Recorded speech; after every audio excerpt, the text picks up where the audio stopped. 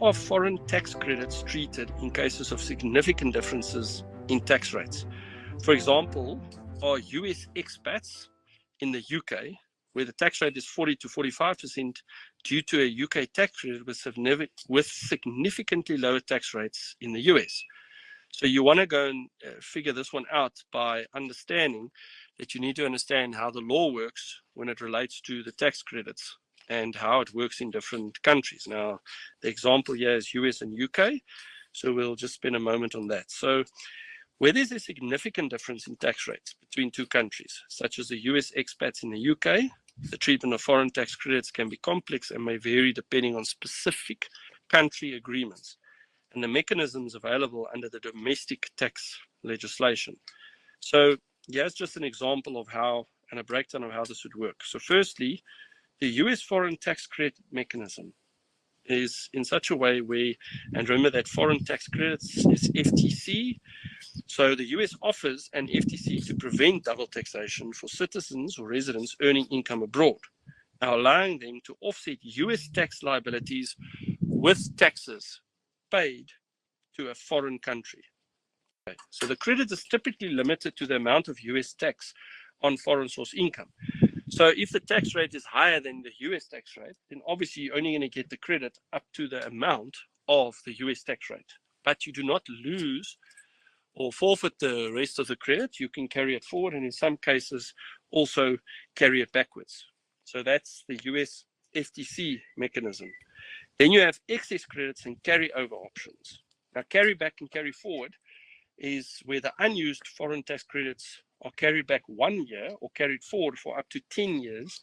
This can be useful if expats experience years where they earn less or varying foreign income levels.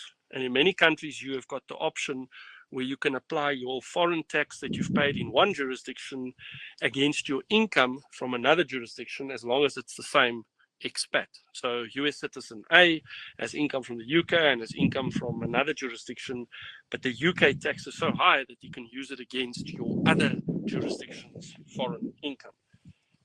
So that's one way of looking at it. But you need to go and look in the detail, and these rules do change so frequently, ever so frequently nowadays, with the reality that people now actually earn income from across various jurisdictions more and more.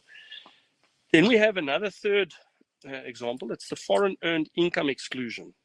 So the Foreign Earned Income Exclusion allows US taxpayers to exclude up to $108,000 or $108,700, that's for the 2024 tax year, of foreign earned income.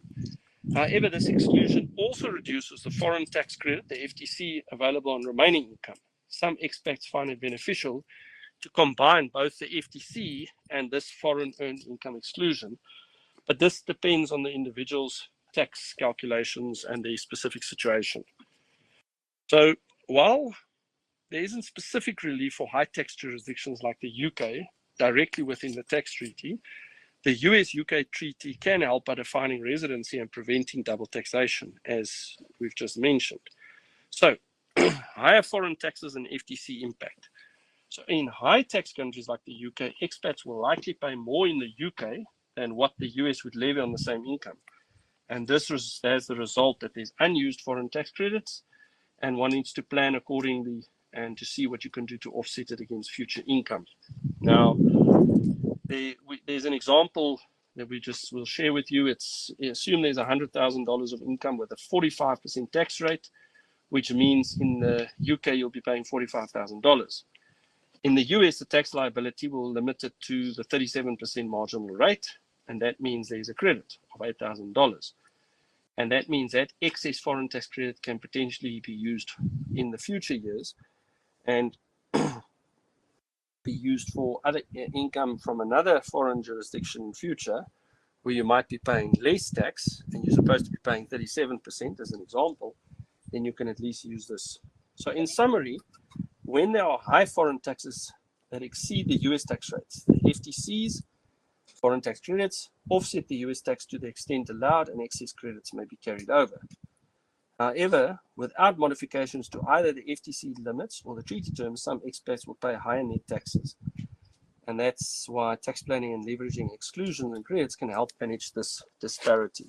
So my recommendation always is that people should seek advice, especially when you're dealing with large numbers and large amounts of tax. And when you're dealing with individuals, sometimes they would want to receive what we call a greater net amount in their bank accounts, so that they don't end up paying too much tax or unnecessary, because this is their income usually used for living.